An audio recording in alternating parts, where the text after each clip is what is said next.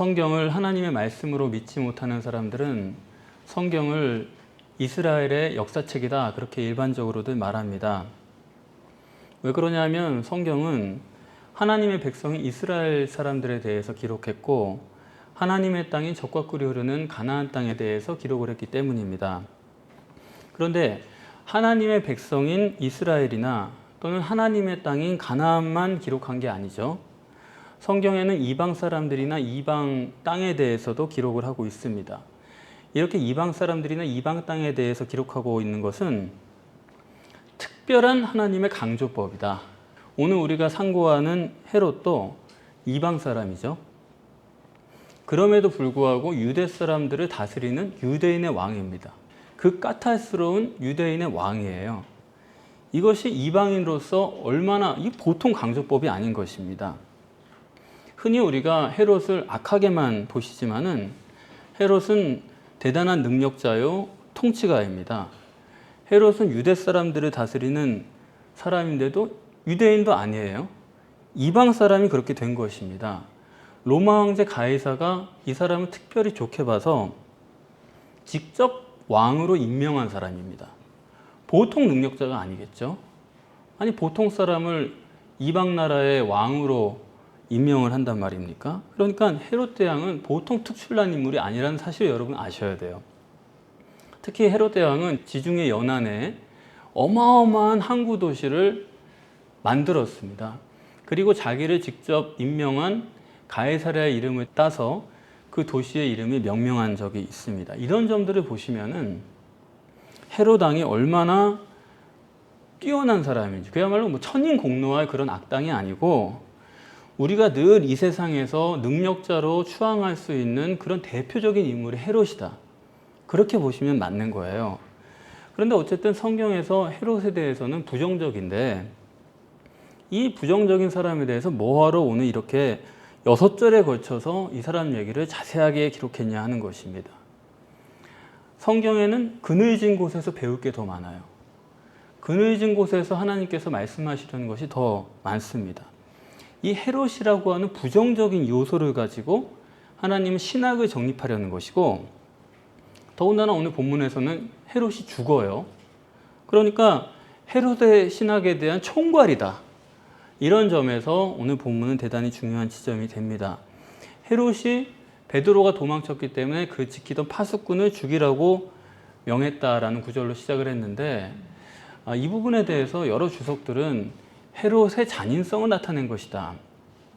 그렇게 이구동성으로 말하고 있습니다. 그러나 그거는 바른 해석은 아니에요. 왜 그러냐면 빌립보 감옥에서 바울과 실라가 감옥 문이 열렸을 때 탈출을 안 했잖아요. 그런데 도망간 줄 알고 간수가 자결하려고 했습니다. 그 당시에는 죄수를 놓치면 간수는 사형을 받는 거예요. 그러니까 그건 당연한 법입니다. 그렇기 때문에 여기서 헤롯이 그 파수꾼을 죽이라고 명한 것은 잔인성을 말하려고 하는 의도는 아니에요. 성경적 의도는 그게 아니고 그것보다는 여기 나리세니라는 말이 있는데 이 말로 시작해서 앞에 있었던 사건에서 전환을 하는 것입니다. 앞에 있었던 사건을 마무리 짓고 중요한 건 여기부터예요. 유대를 떠나서 가이사랴로 갔다는 것입니다. 이 사람은 우선 가이사랴 사람이 아니거든요. 가이사랴는 로마 총독이 주둔하는 곳이고 헤롯은 어디까지나 유대를 다스리는 왕입니다. 그런데 여기 본문에 보면 마치 헤롯이 유대를 떠나서 가이사랴에 가서 살고 있는 것처럼 써놨죠. 이 원문을 보시면은 가이사랴를 지나갔다, 거쳐갔다, 통과했다 이렇게 읽을 수가 있어요. 그러니까 거한이라고 하는 이 번역은 사실은 좋지 못합니다. 지나갔다는 얘기인데 지나가는데 어디로 가는지 목적지는 기록을 안 했습니다. 가이사랴만 기록을 한 거예요. 이것도 본문의 대단한 강조법입니다. 성경은 아시다시피 헤롯이 어디 거쳐갔다 그런 거 기록하는 게 성경이 아니거든요. 그런데 왜 여기서 이렇게 가이사랴를 거쳐간 그 땅만 기록을 했느냐? 왜 이렇게 가이사랴를 강조하느냐? 성경은 모든 게 비유거든요. 그러니까 유대라는 나라는 신을 믿는 사람들입니다. 잘못 믿든 관념적으로 믿든 간에 어쨌든 신을 가지고 있는 나라예요. 그런데 가이사랴는 완전히 이방 땅을 말하는 것입니다. 거기는 영적인 세계가 없고 육체가 전부인 사람들이에요. 영적 요소는 하나도 없는 곳이다. 그 얘기를 하려는 것입니다. 그래서 헤롯이 가이사랴에 있다는 것은 뭐냐면 헤롯이라는 사람은 인간이 영혼과 육체라고 하는 이중체라는 걸 믿지 않는 사람이다 이 얘기예요. 헤롯은 인간은 그냥 인간이다. 인간은 이 땅에서 사는 인간이다. 요대로 내 보이는 인간 그것만 볼 줄 아는 사람이 바로 헤롯이다. 그 이야기를 말하는 거예요. 그걸 우리는 이중체라고 말하고 이런 사람을 단일체를 믿는 사람이라고 말하는 겁니다. 우리는 이중체, 이 용어를 조금 익숙해지셨나요? 몇 번 말씀은 안 드렸지만 그러니까 인간은 영혼과 육신이 같이 있는 이중체다. 둘로 분리될 수가 있는 거예요. 그게 이제 우리 기독 신앙이고 그런데 보통 사람들은 단일체죠. 이게 하나인 겁니다. 흔히 말하는 전인이라는 게 그게 좋은 말 같지만 그게 단일체란 뜻이에요. 이게 이대로다 그냥. 이거 전체를 그냥 이렇게 보고 하나로 봐야 된다. 그 얘기예요. 그래서 이 헤롯이라는 사람은 이 단일체, 눈에 보이는 인간이 전부다라고 하는 그런 확신을 가진 사람입니다. 유대 사람들처럼 신이 있고 뭐 그런 정도가 아니다. 그 얘기를 하려는 것입니다. 무슨 말이냐? 헤롯은 악당이 아니고 지구상에 있는 모든 사람들을 대표하는 사람이에요. 어떻게 보면 이중체를 믿는 우리 빼고 모든 사람들이 인간이 단일체라고 믿고 살아가요. 예수 믿는 사람들도 말은 영혼이 있다고 하지만 아니요. 그들도 단일체를 믿고 살고 있어요. 왜? 예수 믿는 사람들 예수님을 단일체로 믿어요? 이중체로 믿어요? 단일체로 믿는 거예요. 그렇기 때문에 몸이 부활했다고 하는 겁니다. 몸이 예수님 자체라고 생각하기 때문에 몸도 부활했다고 우기는 거예요. 그렇기 때문에 헤롯도 이렇게 인간은 단일체다. 이 땅에 사는 전부다. 이 세상이 전부다라고 믿는 그런 확신을 가진 모든 사람의 대표다 하는 것입니다. 그러면서 보니까 헤롯이 자기가 원래 통치하는 이 두로와 시돈을 대하고 있는데 누구를 통해 다스린다고 합니까? 블라스도라는 사람을 통해서 두로와 시돈을 다스린다 그러는 거예요. 그럼 블라스도인데 갑자기 아니 신하의 이름이 뭐가 그렇게 중요하다고 여기다 블라스도라는 이름을 거명을 한 거예요. 이것도 본문의 강조법입니다.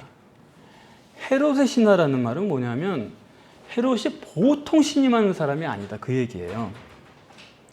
헤롯의 수족 같은 사람이다. 그런데 그 사람은 누구냐? 침소를 맡은 신하다. 침소 맡은 게 뭐가 중요하냐?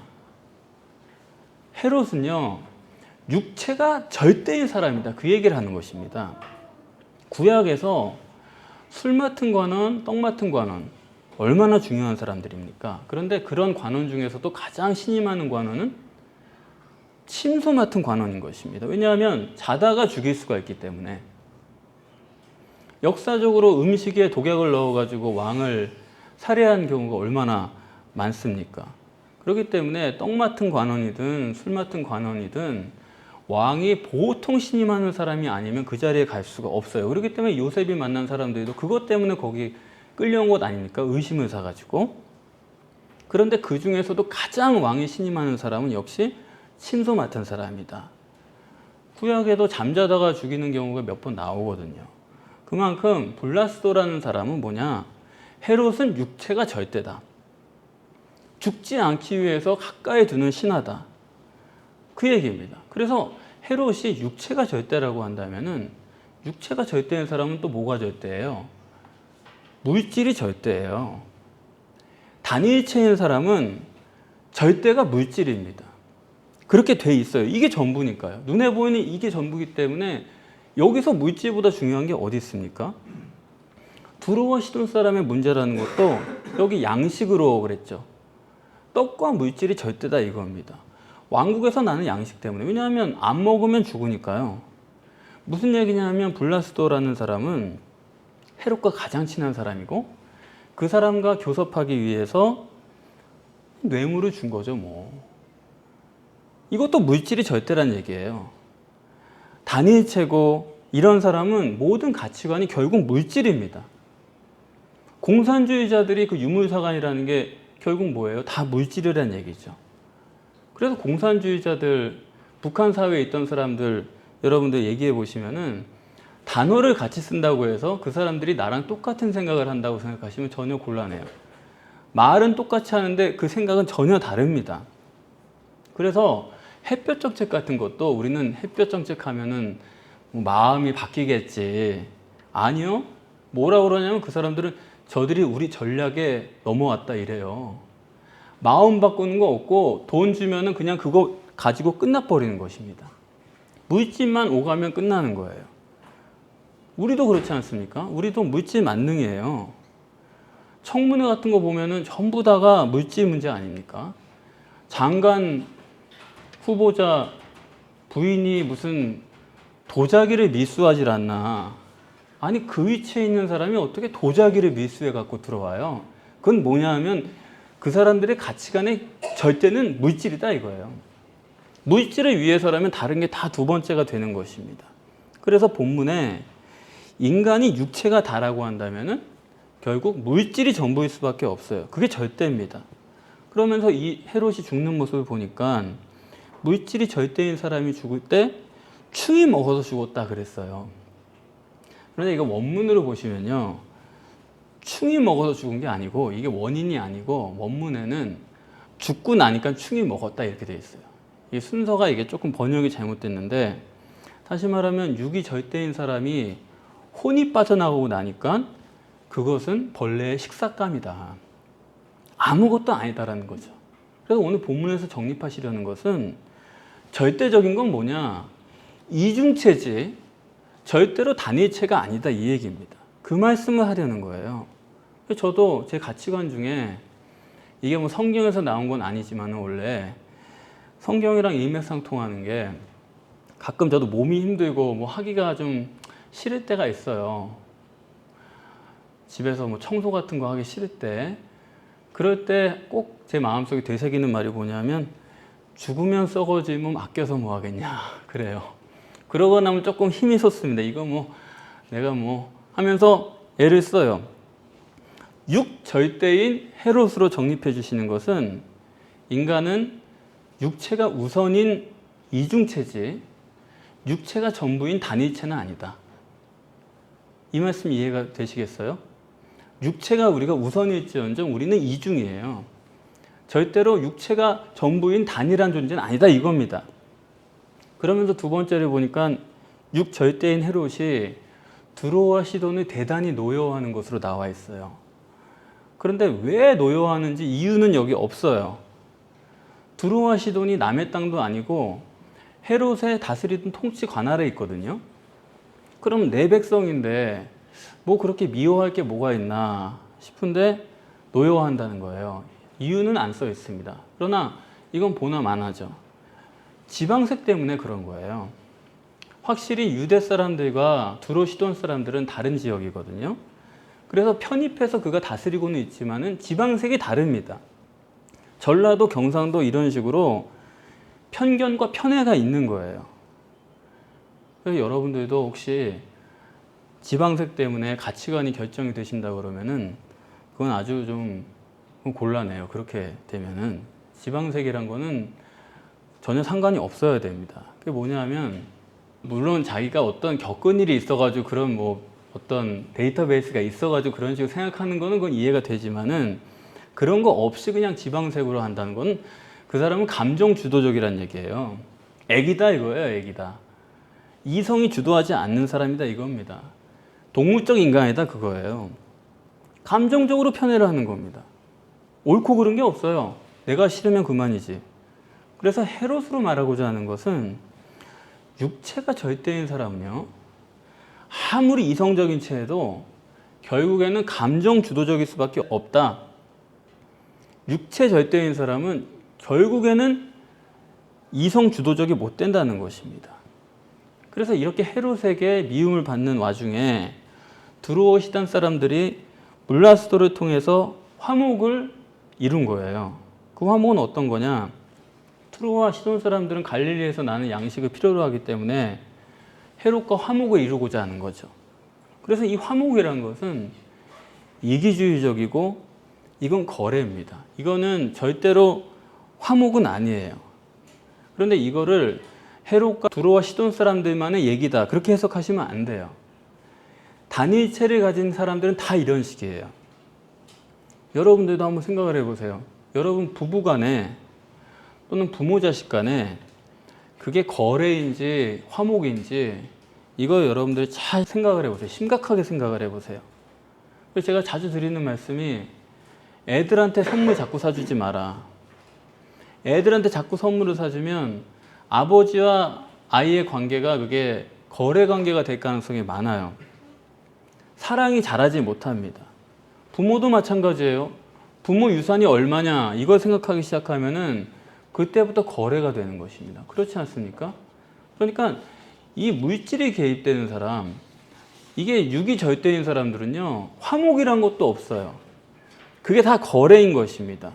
내가 정말 사랑하는 사랑이냐 화목이냐 이걸 따져봐야 되는 거예요. 제가 많은 가정들을 보면은 솔직히 그런 생각이 들어요. 이거 뭐 무사히 그냥 동숙하는 거지, 그냥 같은 지붕 아래서 그냥 사고 없이 사는데 목적을 둔 것 같아요. 그런 경우가 너무 많은 거예요.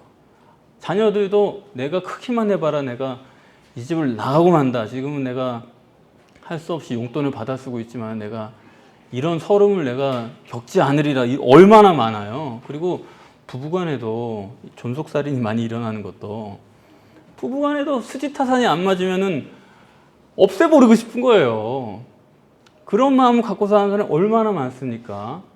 이거 깊이 생각을 해야 되는 거예요. 화목인 줄 알고 사는데 아니요, 그건 육적 관계다 이겁니다. 그럼에도 불구하고 인간이 화목을 포기할 수 있느냐? 그건 안 돼요. 인간은 영적인 존재이기 때문에 하나님과의 화목을 필요로 하듯이 인간과의 관계에서의 화목을 꼭 필요로 하는 존재예요. 그게 우리 영적인 본성이에요. 짐승들이야 나한테 유리하기만 하면 됩니다. 그렇지만 인간은 그게 만족이 안 되는 거예요. 나한테 유리한 상황으로 끌고 가도 내 마음에 진정한 화목이 없으면 마음이 편치 못해요. 영적 인간은 그냥 물질적인 화목만으로는 그게 되질 않습니다. 인격적인 화목이 안 되면 안 되는 게 인간이에요. 그렇지 않습니까? 그래서 정말 우리가 화목을 이루기 위해서는 결국은 자기 이익, 자기 이득, 그 상대방을 이용하는 마음을 접어야 됩니다. 그렇지 않고선 화목이 안 되는 거예요. 저 사람이 나한테 잘해주는 걸로는 화목이 안 되는 거예요. 그러려고 하면은 자기 부인이죠. 자기를 죽여야지만 그게 사랑이 되는 것입니다. 가끔 부부간에 그런 말씀을 해요. 이 사람이 나한테 너무 잘해가지고 이런 식으로 얘기하는데, 그런 거 들으면 저는 아주 진짜 거슬려요. 너무 좋지가 않아요. 왜냐하면 저 사람은 완전히 부부관계를 비즈니스로 보는구나. 저는 그렇게 생각을 합니다. 사랑이란 건 나한테 어떻게 해주냐가 아니거든요. 내가 어떻게 해주고 싶은 거거든요. 더군다나 인격적 사랑이라고 한다면 그게 또 쌍방간에 코드가 맞아야 되는 거예요. 그건 그야말로 영적이어야지만 화목이 되고 사랑이 되는 것입니다. 그런데 평생을 비즈니스 관계로 이득을 얻고 그러다가 나중에 황혼이 돼가지고 이제는 이혼을 한다. 그러다가 동물처럼 살다가 가는 거예요. 그런 유감스러운 일이 얼마나 많습니까? 그래서 오늘 본문은 이와 같이 육체가 절대고 또 그러면서 화목이 절대인 이 헤롯 사건을 통해서 이중체가 어떤 존재인가 하는 것을 정립해 주시려는 것입니다. 그것을 우상으로 총괄하는 거예요. 이 결국은 우상입니다. 본문에 헤롯이 백성으로 효유했다 그랬는데 그거 읽으시면서 조금 무슨 뜻인가 그러셨을 거예요. 효유했다는 것은 공식석상에서 보여주기다. 그렇게 이해하시면 됩니다. 육이 절대고 관계성이 절대인 사람은 꼭 자기 자신을 과시를 해요. 그렇게 돼 있어요. 보이는 게 절대이기 때문에. 그래서 교회가 언제부터 기울어지느냐? 저는 항상 볼 때 교회에 무슨 새로운 행사가 많이 생긴다.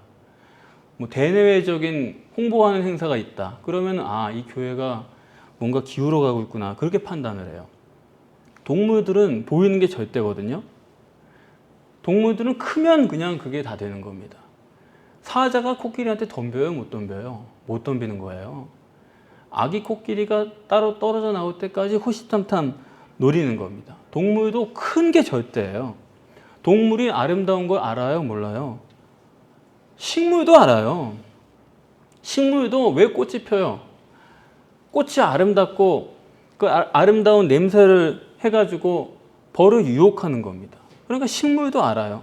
동물도 교미기간이 되면은 이전에 없던 아름다운 공작새 같은 거 교미기간에 보시면은 와, 너무 멋지죠. 저는 물고기를 키우지만 물고기도 교미기간이 되면은 이전에는 그냥 붕어 같던 것이 이제는 색깔을 막 아름답게 냅니다. 그러니까 동물도 다 알아요. 눈에 보이는 게 절대인데 마찬가지로 눈에 보이는 게 절대인 인간은 뭐냐? 그건 뭐냐면 결국 그런 사람은 그 사람의 마음이라든가 중심이라든가 이런 거는 사실 없는 거예요. 그렇기 때문에 인간이 그런 눈에 보이는 것만 따라가기 때문에 정치인들이 그렇게 쇼를 할 수가 있는 거고, 그렇지 않습니까? 그런 게 다 통하는 것이죠. 그래서 여러분들이 사실 남에게 보이려는 것만 없애도, 그런 생각과 그런 습관만 없애셔도 인생이 훨씬 윤택하고 자유롭고 진실됩니다. 그런데 사람이 보여주기를 좋아하고 보여주는 것에 속기 때문에 피곤하게 살아요. 그래서 이 헤롯도 지금 두로와 시돈 사람들 앞에서 이렇게 과시를 하는데, 과시를 할 때 왕복을 입고 위에 앉은 거예요. 이거 왕복. 여러분들 동물들은 왜 옷을 안 입을까요? 왜 사람만 옷을 이렇게 챙겨 입을까요? 사람만 옷을 입거든요. 하기는 요새는 동물들도 옷을 입죠. 요새는 뭐 핸드백도 매주고 그러던데, 하여튼 희한한 세상이 됐는데, 사람은 왜 꼭 옷을 입어야 될까요? 사람이 옷을 입는 목적이 뭐예요? 체온 유지, 그거는 성경과는 좀 다른 얘기예요. 아담과 하와가 벌거벗었으나 그때는 옷이 필요 없었어요. 근데 왜 그랬어요? 그때는 왜 옷이 필요 없었어요? 겉과 속이 같기 때문에 옷이 필요 없었다 이 얘기입니다. 그런데 선악과를 떠먹고 나서는 벌거벗은 줄 알고 그것을 가리기 위해서 무화과 나무 잎으로 옷을 해 입었다 그랬어요. 그렇기 때문에 옷을 해 입은 게 뭐예요? 그 목적이 뭐예요? 나를 숨기려고. 성경이 말하는 옷을 해 입는 목적은 나를 숨기려고, 더위 추위 때문이 아니다 이겁니다. 선악과를 먹고 나니까 그 전에 영적인 능력을 가졌던 인간이 뱁새의 능력인 육적 능력만 남은 거예요. 그걸 자기가 알게 되니까 그걸 숨기고자 하는 것입니다. 그래서 옷을 만들어 가지고 옷을 사자처럼 만들어 입는 거예요, 인간이. 왜? 어차피 인간은 외모밖에 못 보니까. 사자처럼만 옷을 만들어 입으면은 그 사람을 사자로 봐주는 것입니다. 예수님께서 그런 말씀을 하셨죠. 마태복음 7장 15절에서 거짓 선지자들을 삼가라. 거짓 선지자예요. 선지자인데 그들이 양의 탈을 쓴 게 아니고 양의 옷을 입고 나오나 속에는 노략질하는 일이라. 양의 옷을 입고 다닌대요. 왜 그러느냐? 속이려고. 그래서 여러분들이 왜 옷을 입으셨느냐? 속이려고. 속이려고 옷을 입는 거예요. 그렇지 않습니까? 그래서 명품 옷을 입는 사람일수록 속이는 데 관심이 많은 사람이에요. 제 눈에는 그렇게 보여요. 문제는 여기 있는 거죠. 종교인들도 사자의 옷을 입습니다. 도대체 교황이 입는 그 옷이 그게 뭐예요, 그게? 아니, 창피하지도 않나? 그런데 그걸 또 입고 다닌다고요. 그러면 사람들이 와, 뭐가 있다고 생각을 하는 거예요. 승려도 마찬가지고 목사들도 마찬가지입니다. 사자의 옷을 입는 거예요, 사람들이. 뱁새가 황새의 옷을 입고 다니는 겁니다. 예수님은 양의 옷을 입으셨죠. 그렇기 때문에 그분을 믿지 않고 십자가에 달은 것입니다. 그런데 심각한 문제는 실제로 우리가요, 상대의 옷밖에 못 본다는 데 있는 거예요. 우리가 남을 속이기도 하지만은 우리가 그렇게 또 잘 속아요. 그렇게 속이려고 입은 옷을 보고 우리는 그걸 오늘 본문에 따르면 신이라고 부른다는 겁니다. 왕복의 영광이지 사람의 영광이 아닌데, 본문은 심각한 얘기예요. 여러분 뭐 요즘에 스타다, 그게 뭐냐면 그것도 전부 옷에 미친 거죠. 여러분들이 그 스타의 그 속을 알아요? 하나도 모르시잖아요. 그 사람은 뭐예요? 여러 사람이 회의를 해가지고 회의실에서 나온 사람이에요. 그 사람이 웃는 거, 말하는 거, 좋아하는 거, 취미, 이런 모든 게 회의실에서 여러 사람이 만들어낸 얘기입니다. 그런데 그걸 보이는 신처럼 생각해가지고 그걸 좋아하고 겉에 신처럼 입으면은 사람들이 그것밖에 못 보니까는 그걸 보고서는 야, 신이다 그런다는 거예요. 그렇게 해서 신으로 쫓는 사람이나 또 정말 자기를 존경하는 줄로 알고 자기도 그렇게 신 같은 사람이라고 여기는 사람이 똑같은 사람들인데 그야말로 레임덕이죠. 대통령에게 충성하는 줄 알았더니 임기 말년이 되면은 대통령이 옷을 벗을 때쯤이 되면은 사람들이 충성이 아니라 그동안 거래를 해온 것이 다 드러나는 것입니다. 이해되시죠? 그러니까 사람은 다 우리는 옷을 숭배하는 사람들이에요. 옷을 숭배한다는 게 뭡니까? 결국엔 그게 성경이 말하는 우상이다 이거예요. 우상이 어디서 온 거냐? 인간은 누구나가 다 신과 같이 되려고 하는 마음이 있어요. 이 신과 같이 되려고 하는 마음이 죄가 아니고 하나님께서 태초부터 심어주신 인간의 불가항력적인 본능입니다.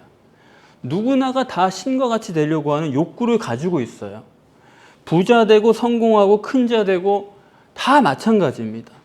그러지 않은 사람은 단 한 사람도 없어요. 그래서 옷을 입습니다. 동물들은 아무리 옷을 잘 입어도 그 옷에 미치는 일이 없어요. 아무리 옷을 빼입어도 개가 나한테 와서 킁킁 하고 그냥 지나가지 아무 반응도 없는 거예요. 그런데 인간은 영이 있기 때문에 오히려 문제예요. 우리 영이 있어서 문제예요. 영이 있기 때문에 신과 같이 되려고 하는 소원이 있는 것입니다. 그렇기 때문에 우상을 숭배하는 거예요. 내가 그런 마음이 있기 때문에, 내가 되고자 하는 것이 있기 때문에 된 것을 보면서 그쪽을 향해서 숭배를 하는 것입니다. 그래서 바알신이나 무슨 부처상이나 이런 게 우상이 아니고요. 여러분이 다 옷만 보시고 그걸 존경하고 옷만 보고 신뢰하고 그런다고 한다면 여러분들 그거 다 우상이에요. 그게 내 욕구의 투영이거든요. 그게 우상입니다. 그래서 이렇게 옷으로 내가 신이 되려고 그러는 거는 그건 나 자신도 허구고 뭐 스타다, 뭐 정치인이다, 뭐 무슨 박사모가 됐든 무슨 문과가 됐든 그건 정말로 한심한 거예요. 이 점을 아셔야 됩니다. 인간이 단일체로서 성취하는 모든 것은 다 허구예요. 이건 실제일 수가 없습니다. 그렇기 때문에 인간이 같이 있어지려면은 육체가 죽어야 되는 거예요. 자기 자신이 죽어야 되는 거예요. 죽고 나면 삽니다. 사도행전이 오늘 우리가 이 사도행전 한 본문만 다뤘지만 사도행전 전체가 다 이 얘기예요. 사도행전이 강조하는 건 뭐냐면 인간이 육체를 부인하지 않으면은 천국 갈 생각은 하지도 말라는 거예요. 그게 사도행전의 요점입니다. 천국 가려면은 싫어도 육체 입맛 가지고는 안 되는 거예요. 육체 다 챙기면서 천국 가려고 하세요? 절대 불가능해요. 아예 그런 생각도 하지 마세요. 되려니 그런 생각도 하지 마세요. 인간이 어떻게 천국을 갈 수 있습니까? 인간다워가지고 천국 가는 게 아니에요. 인간이 아니라 신이 돼야지만 천국을 가는 겁니다. 하나님이 우리 인간을 만들어서 이 온 세상을 창조하시고 그 복잡다단한 일을 다 겪고 예수가 십자가에 못 박히고 이 모든 과정을 통해서 우리가 인간이 천국 가게 하려고 그 모든 일을 하신 게 아니죠. 인간을 신 만들어 주려고 하는 겁니다. 천국은 그래서 육체가 못 가요. 영이 가는 거예요. 영이 바로 신입니다. 신 만들어 주려고 하는 것이고 다시 말하면 신이 되려고 하지 않으면 천국 못 가는 거예요. 그럼 어떻게 하면 신이 될 수 있느냐? 그건 올바른 소원이죠. 육체를 십자가에 못 박고 승천하시고 하나님 보좌 우편에 앉으신 예수께서 보내신 보혜사 성령을 내 몸 안에 직접 모셔들여 오는 거. 그러면 그때 사람이 신이 됩니다. 그게 성령 충만이에요. 육체 우선인 심령이 육체 부인을 통해서 성령이 직접 내 몸속에 들어오셔야 그때서야 내가 신이 되는 것이고 하나님의 아들이 되는 것이고 하나님이 되는 거죠. 육체라고 하는 이 선악과를 아무리 먹어도 신이 될 수가 없습니다. 그렇지 않습니까? 따라서 여러분들이 정말 믿음으로 예수님처럼 자기 자신을 부인하시고 육체와 환경을 부인하시고 성령으로 신이 되셔서 초월적인 능력으로 이 땅에서도 여러분들이 완전한 자유와 능력으로 승리하시고 천국에서 엄청난 영광을 누리시는 종말 때에 살아있는 십자가 사랑교회 성도님들이 다 되시기를 축복합니다.